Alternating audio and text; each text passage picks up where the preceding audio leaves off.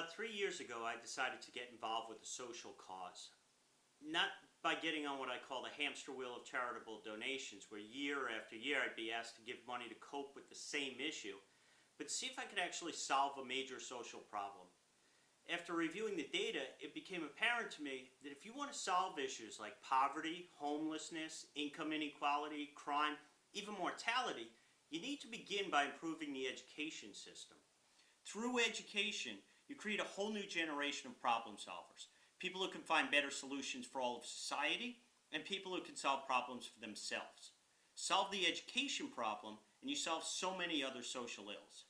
But education is a huge institution in America, with 50 million students, plus their parents, 130,000 schools with administrators, unions, textbook manufacturers, politicians, assorted pundits, all of whom are certain they know the solution to the problem. The trouble is, they've been sure they had the solution for the past 40 years. And yet, aside from these tiny pockets of success, the results have actually been abominable.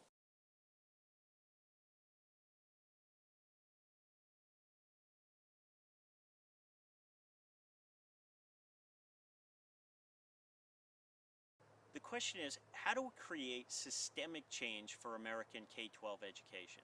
Not just small pockets, not just this city or that school, not just my classroom or your kid's classroom.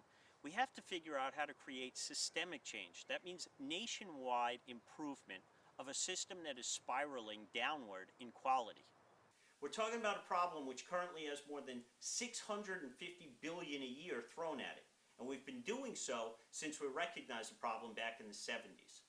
In the years I've been researching this, I've heard every solution you could think of, including the need to spend more per student, the need to reduce class size, to get more technology in the classroom, to extend school hours, even getting off the agrarian calendar. The list is long and ever expanding. Everyone has an opinion. But here's the thing, we know where the solution lies. We've known it all along. Study after study has come back with the same finding. The quality of a child's education comes down to the quality of their teachers. Everything else, and I do mean everything, even if implemented perfectly, would only have a marginal impact. But improve the quality of the teacher in the classroom, and you will dramatically improve the quality of education in America. Until now, we've been dealing with this gap caused by a steadily increasing demand for new teachers, while the supply of new teachers has been steadily decreasing, simply by lowering our standards. To the point now where nearly half our teachers come from non-competitive colleges, and a mere 11% scored in the top decile of their high school achievement tests. So what that means is, for the most part, the people who are supposed to be teaching our kids to do well on these tests didn't do well themselves. Worse yet, about a third of our new teachers quit within the first 3 years. Half of them are leaving in the first 5 years.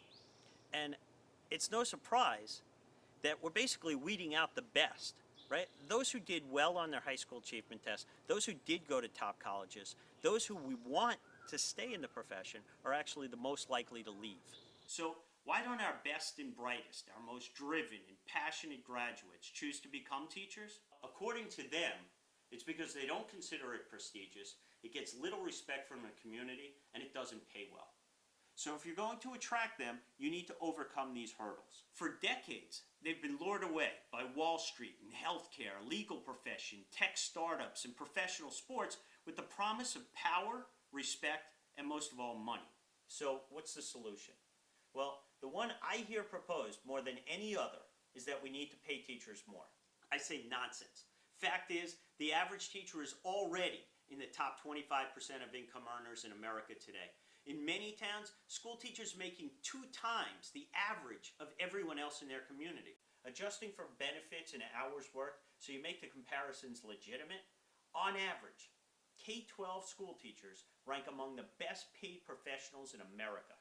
There are public school teachers in this country making $200,000 salaries, plus health benefits and pensions that reach 90% of their ending salaries. They have unrivaled job security and job opportunities in just about every town and any country they desire.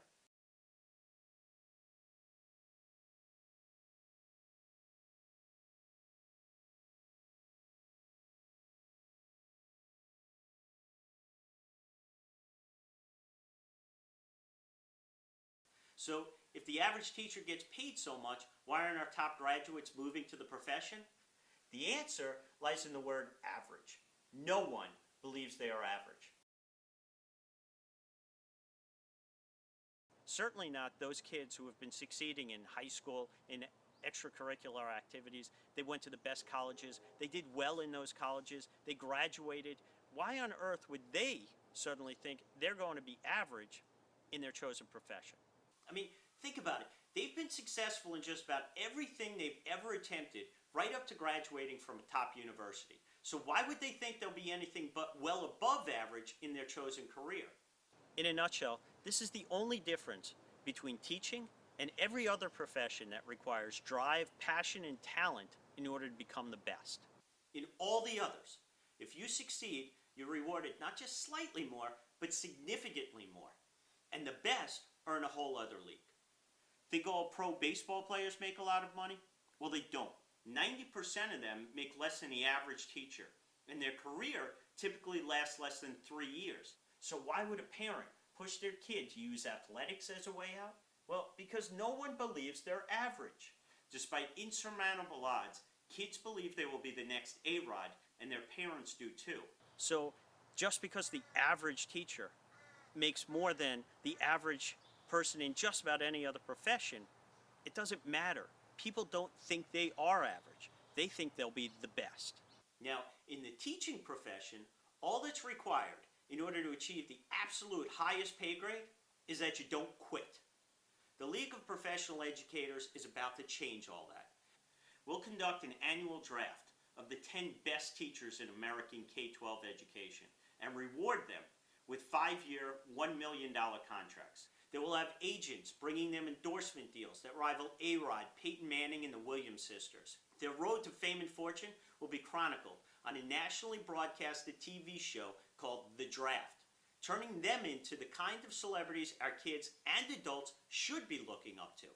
When our nation's 50 million students and their parents witness what greatness is possible in the classroom, they'll challenge their own teachers to step up their game. The other 3.8 million teachers will be inspired by them. They'll attract a whole new breed of talent to this profession. They'll give hope to those at 3 years and 5 years that are about to quit. They'll raise the bar of expectations for those already in the profession, and they'll challenge the status quo. By showing the lives they've affected and the impact these people have on their community, our nation's top graduates will see that teachers possess the kind of power most can only dream about. They will see for themselves that when teaching is done right, it is a very prestigious profession. It does get a tremendous amount of respect from the community, and now, thanks to the League of Professional Educators, they will be rewarded in a league of their own. By our 5th year, the LPE will be at full roster of the 50 best teachers in America. The league serves as a powerful vehicle from which these all-stars can effect change and reform. Rather than sitting on the fringes, these experts in education, the ones who are on the front lines and succeeding, will steer public policy in a new direction. They'll create a set of best practices for the entire profession to follow and become the new face of education, leading by example. These leaders represent excellence in education. They are the League of Professional Educators. As such, they create the first brand name in the business of education, a $650 billion per year business that until now has been without a leader. The value in creating a recognizable, respected brand in the League of Professional Educators is twofold. One, like National Geographic, the LPE can generate revenues, allowing it to remain independent both financially and philosophically. Two, it can wield its power to ensure educational products meet a standard of excellence. It can drive the creation of better products and better services, helping consumers to differentiate among the sea of unregulated offerings. Schools will compete to have LPE teachers on their staff as a way to differentiate theirs from other schools. The snowball effect from this drive to recruit better teachers creates a dynamic similar to that in other professions, from Wall Street to the ballparks, where active recruitment and differentiated incentives attracts better candidates. That's how you solve a problem. You determine the core issue, you deal with that issue head on, and resolve it. By filling those 3.8 million classrooms with the most driven and passionate people this country has to offer, American education will return to its former glory. once again being the standard of excellence to which all others aspire.